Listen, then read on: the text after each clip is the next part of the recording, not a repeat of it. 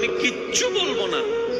তুই ঘুম থেকে উঠার আগে সকালবেলার সেই পেটের ক্ষুধা নিবারণের নাস্তা আমি রাজ্জাক রিজিক ব্যবস্থা করে দিব। আমি আমার যা দায়িত্ব সব পালন করব। তুই নামাজ পড়লেও করব, না পড়লেও করব। আমি দিলেই তোর খাবার, আমি দিলেই খাবারটা রান্না হয়, আমি দিলেই খাবারটা হাতে উঠে, আমি শক্তি দিলেই তো মুখে যায়, আমি ডুব গিলার ক্ষমতা দিলেই তো তুই ডুব কিনতে পারিস। ওই খাবারটা পেটে গিয়ে আমি আল্লাহ হজম করাইলে তো হজম হয়, না হয়তো বদ হজম হয়ে সারা দিনের কান্না হয়ে যায়।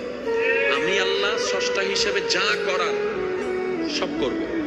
তবে আমি তোকে নতুন করে বলবো না নামাজ পড়, আমি তোকে বলবো না সুদ খাইস না, আমি তোকে বলবো না বউ পিটিস না, আমি তোকে বলবো না যৌতুকের জন্য অত্যাচার করিস না, আমি তোকে কিচ্ছুই বলবো না ওর জায়গা দখল করিস না, আমি তোকে কিচ্ছু বলবো না।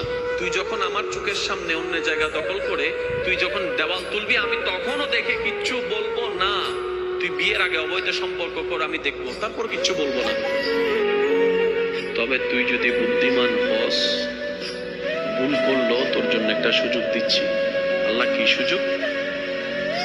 তওবা করে আস্তে করে